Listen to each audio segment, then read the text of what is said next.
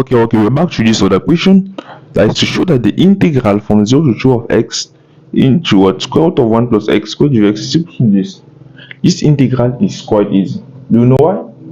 If you look at what is inside here, if you differentiate this, we are going to have a 2x. Okay, let's just a 2x, and the 2x is going to remove this x here. That will make it easier to integrate now.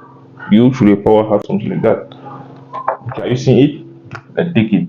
We can say that u, by using substitution, u is equals to what? 1 plus x squared.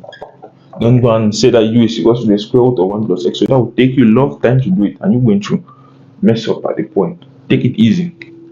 Okay, u is equals to 1 plus x squared. Therefore, du all over dx is equals to what?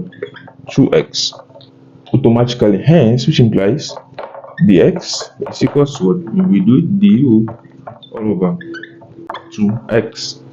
If you substitute here, we are going to have an integral. At this point, don't put again 0 to 2. No, since we have changed the variable to u, we are going to put from a to b. It's equals to, we keep the x here. We are actually say this x in what here? Just keep it for a y. U to the power to the square root of that is with power half. Dx is du all over 2x. Hence, at this point, this and this man will cancel, and you're going to be left with what? Half integral of a to b of what?